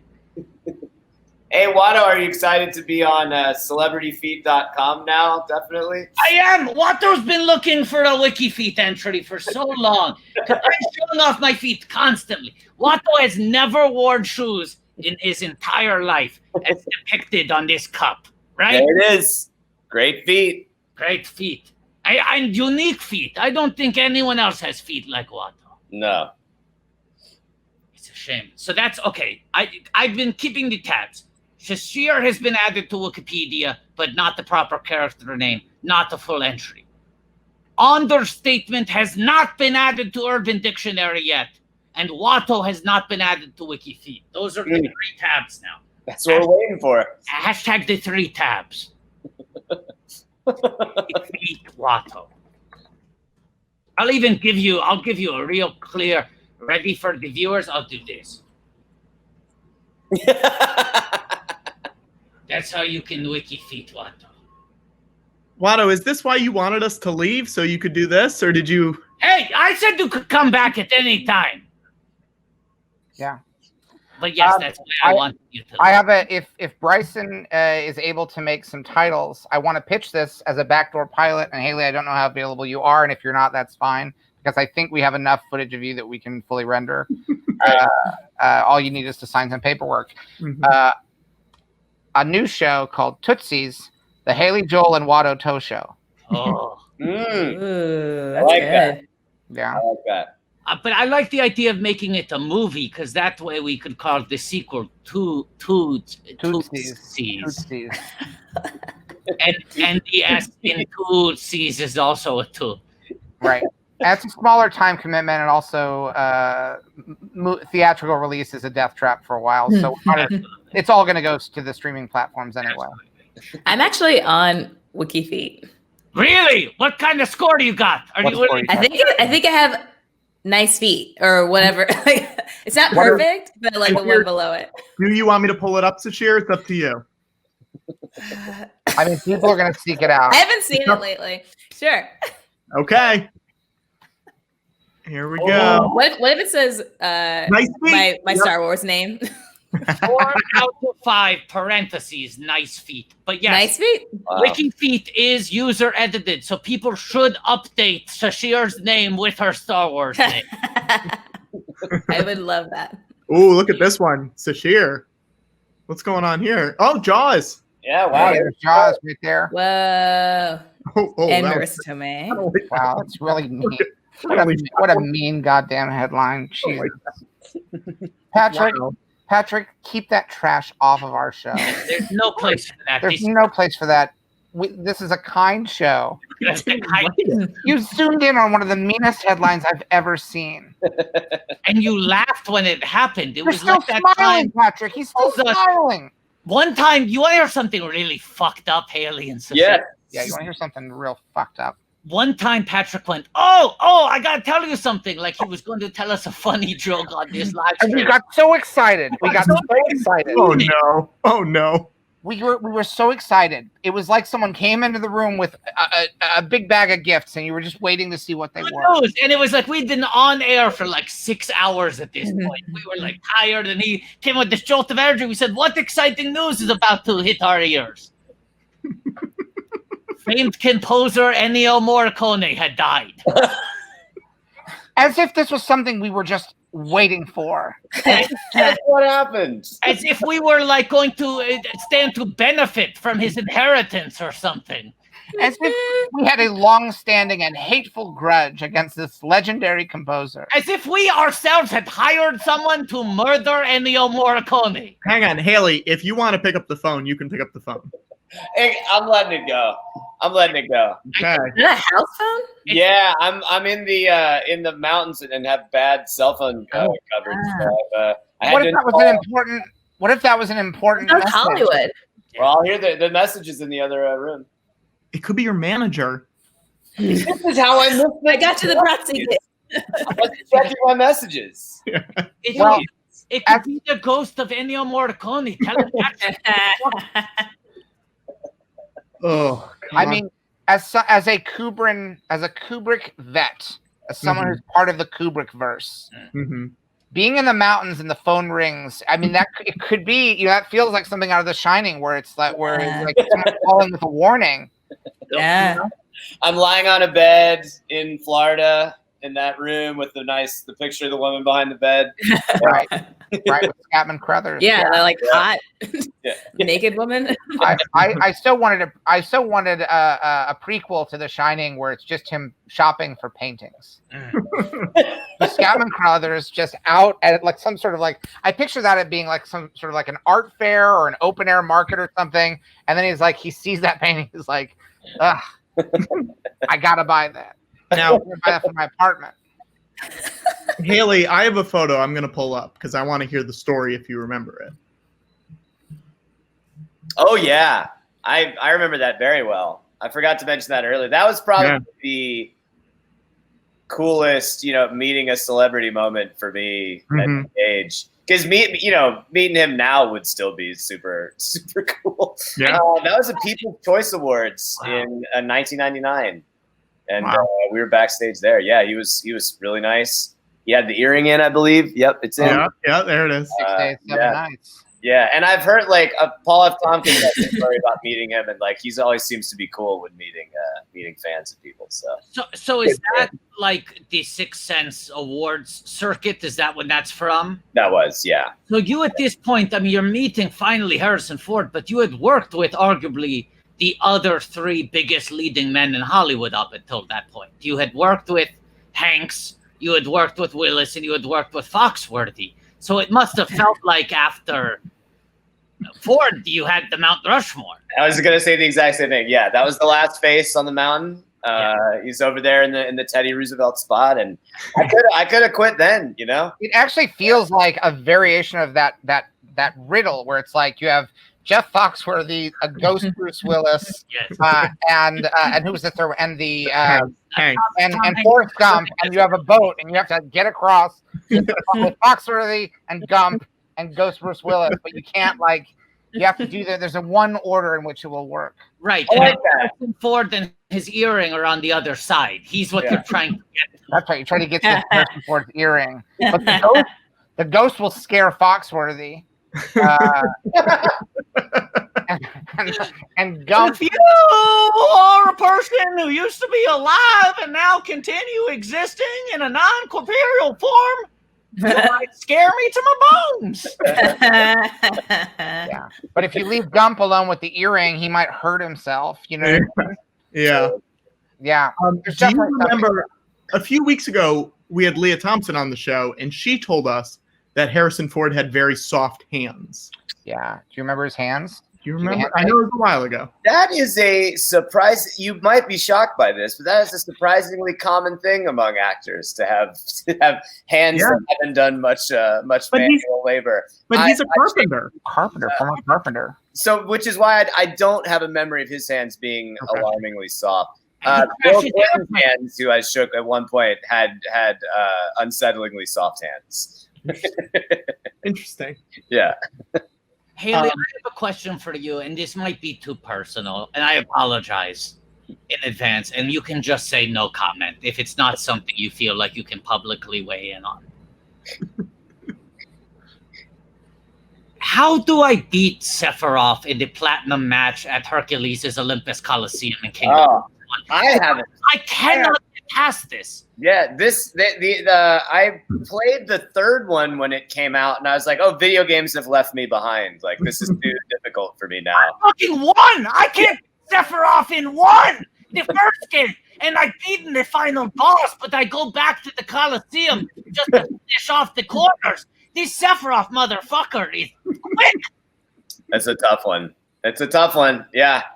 Gotta load up your shoot. What are they even called? Your special attacks and everything, where we ride around in the train, do all that stuff. Yeah, I know. Yeah. I'm like, if I could bring the gummy ship to inside the Coliseum and fire those lasers on him, maybe I'd have a chance. But just with the Keyblade, and even if it's like a good one, like an Oathkeeper, I'm not making any progress here.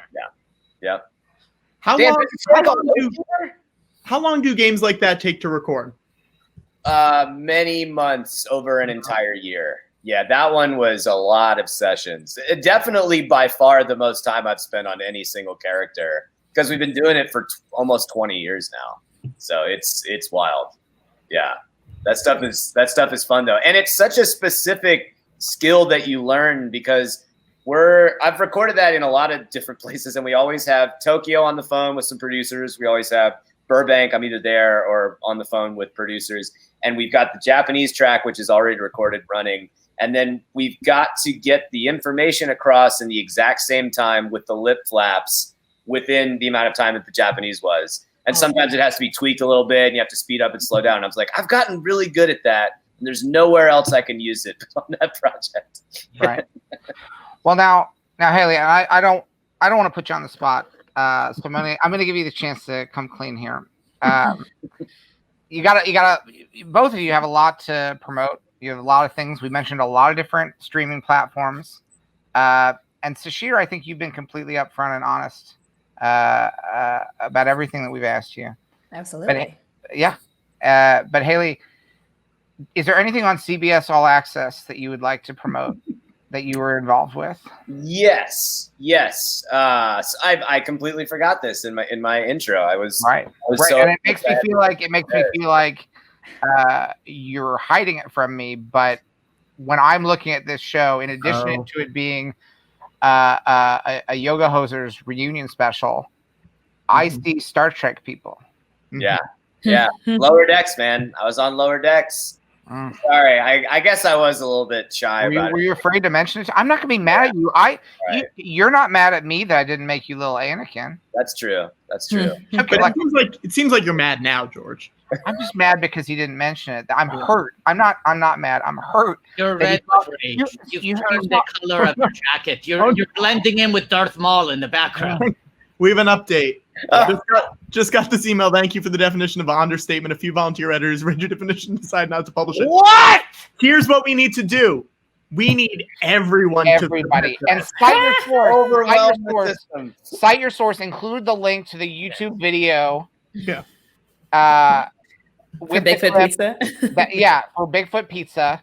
Specifically cite that it was coined by Academy Award nominee Haley Joel Osment from Star Trek Lower Decks. Patrick, I just sent something to you that you should put up on the screen. Another important update. Oh, here it is. Great. But yes, cite Academy Award nominee Haley Joel Osment as source. She previously made a Padawan named Sasheer Zamata. Although I know it's pronounced Sasheer Zamata. We announced that. Right. I also this feels good because in a small way it feels like George got to write a little bit of Star Wars tonight. You know what I mean? Yeah. Like just getting that in, it's just like that's how I do my Star Wars right now. I sneak little things in. Yes. At that crescent desk, right? In your office at that crescent moon desk that you write everything on. I don't know if you remember this, but a friend of mine who I worked on a film with, he was in the property department.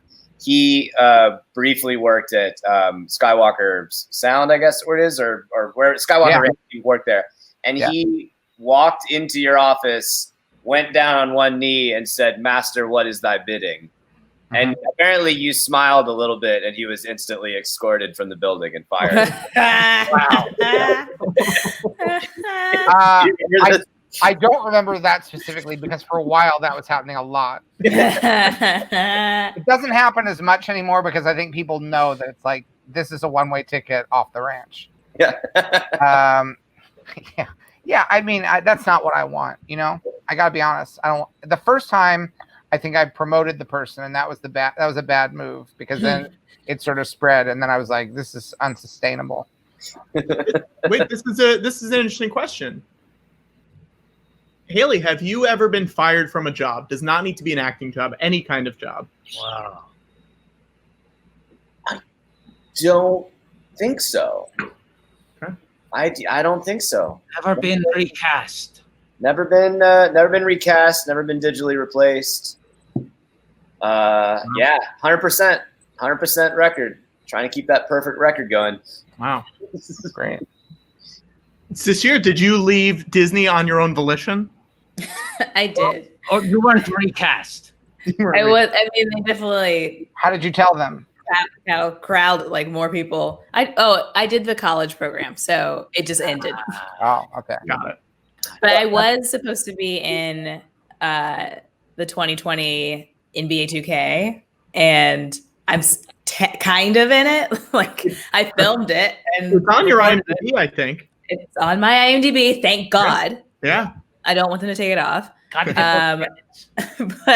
the storyline that I was a part of was completely lifted from the game, but the characters are still kind of in the world. So like at one point you can see me at a distance talking to another player, but I never talked to the main player during the game. Wow. Did you go to that crazy facility in Northern California with all the suit and everything? That is, cool. I did 2K19 and that was really crazy. It was crazy. It was weird. It's like playing laser tag every day. Like it's very regimented, and you stand in front of the camera and they go, "All right, make this motion, this motion, this motion." So they load you into the system. Yes, totally. Yeah. So both of you were doing mocap as well as the voice. Wow. Yeah. Yeah. It's cool. So and one day you'll see me do it for real. If both of you have been mocap characters, it's almost like we're like second cousins once removed because we all exist in the cloud. Yeah. Yes. True. Forever. And everyone's related in the cloud. Yeah. Oh boy. Oh boy. Oh boy. Bring the noise. Look at Oh. These tattooed, Watto. These are just Let's see. And Patrick, if you want to post, I just sent you a setting update. Oh no, this is related too. It's not good news. Not good news. Bad news. More bad news in 2020. Oh man. But Watto, here's the question. Are there men on WikiFeet? I pull that image up again. I specifically looked on WikiFeet men. Oh, I see that now. Why do they even have to be separate? I agree. They should be blended into one. And I did the search to see if I was on WikiFeet Toydarian. Does not exist. Does not exist. If someone wants to buy WikiFeetToydarian.com, do it. Do it. Go ahead. Put Watto, Just Watto, do it. Put Watto on first. Watto, I hate to do this to you. What? Oh. Wow. Holy shit. 3.8 out of 5, Haley. This is why you never Google yourself. I would give myself a better ranking than that. I think might be, they're not large, but Haley, and this ties into, I think, an important topic. Have you voted? I haven't got my on myself. On WikiFeed. I went immediately. You can't complain about the results. I didn't get my ballot yet. I don't know when it's coming. Oh, you can vote from home. You can. No, something more important than that. Have you voted for your feet? Yes, that's how you actually affect change, meaningful change. You have to vote. You can't just say, "Oh, I think my rating on WikiFeed for men should be higher." If you have. Oh shit! It got into our Urban Dictionary. Wow. Great. Wow.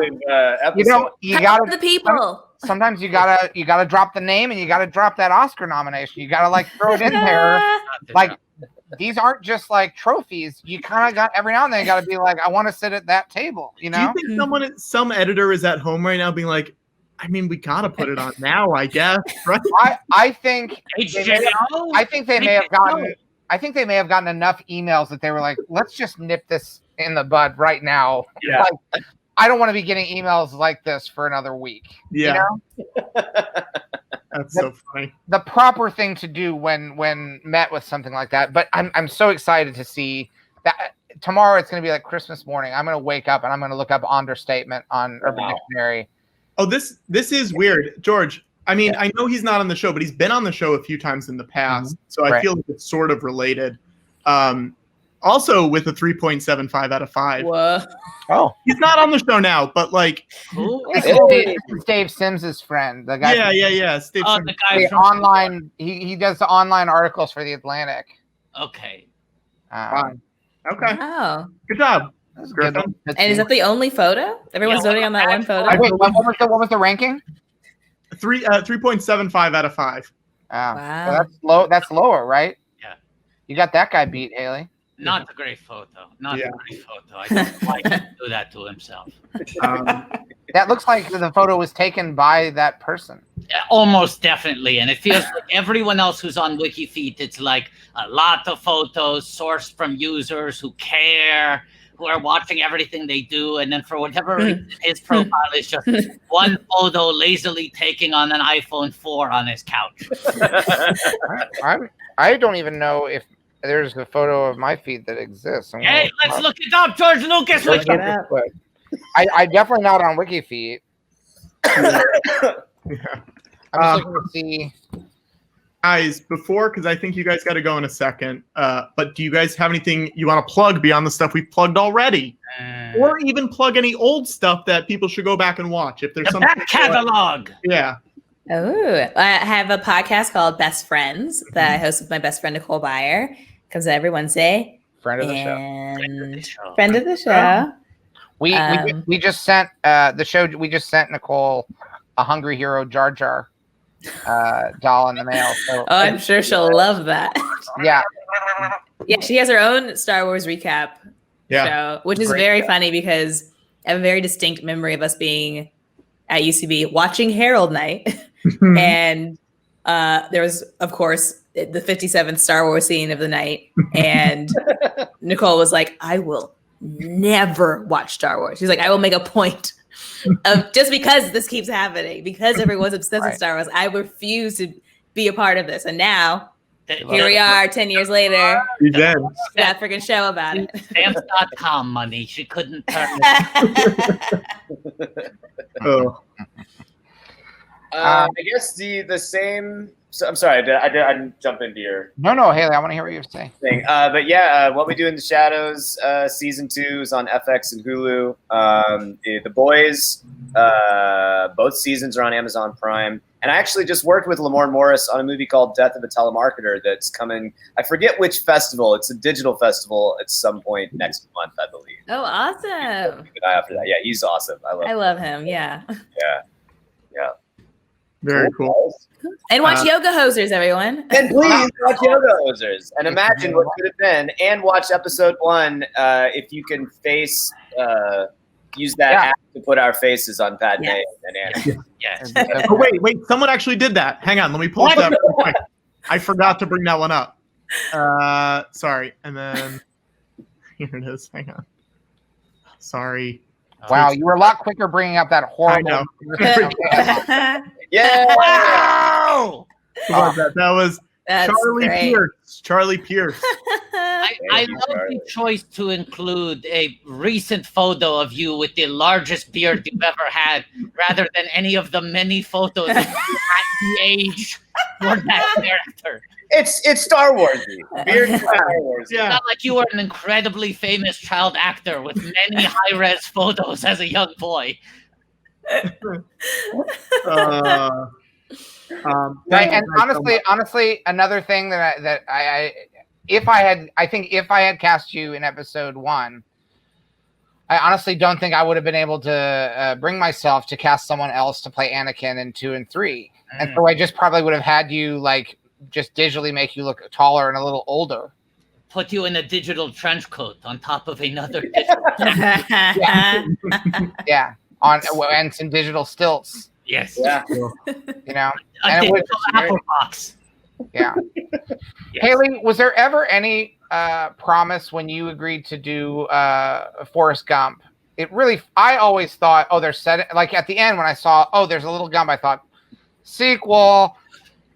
They're setting it up. We're going to see either Gump and Son, or we're going to see Gump Jr. I mean, there's a book sequel. Yeah. It was disappointing. That was the last thing Tom Hanks said to me on the last day. We were walking to the base camp, and he went, sequel! And I haven't seen him since, so that has been... Wow! Right. It's not too late. Oh, I guess I saw him at his life achievement thing at AFI, which was now like 15 years ago. He's achieved still more in his life, but he didn't bring it up. So. Wow. Right. Well, it could still happen, and they could do it. They could use get Zemeckis, use the Polar Express technology to make it. Not the later iterations. He should go back to the Polar Express version. Oh yeah. The glassy eyes. Yeah. Oh yeah. All right. Well, thank you guys. You guys are the best. Thank you so much. It's really nice talking to you. Safe out here in California. It's so fun. All right. We'll see ya. All right. Take care, everybody. Bye. That was so nice, wasn't it? That felt like a good show. I feel like sometimes, obviously, we live in a kind of chaotic energy. This felt like a very kind of like on the rail show. Yeah. A good one, right? Yeah. Felt like normal again for a little while, you know? I will say this. This felt the most like the stage show of all of the live stream shows. Mm-hmm. Right? I think Probably. so. Yeah. Yeah, for people who never got to see the live in-person theater show. Well, you'll make it really feel like the stage show. Hang on one second. Oh, he's saying because he never appeared. Patrick was always just behind the scenes like a gahosta. He was like a gahosta hiding behind the curtains. A little gahosta just hiding behind the curtains. A little gahosta hiding behind the curtains. A gahosta behind the curtains? Patrick. George. Watto. It's the Phantom of the Beast. Ooh, George, it seems like the regular show is over. Yeah, it does start to feel like that, doesn't it? You know, Patrick? Yes, George? Thanks.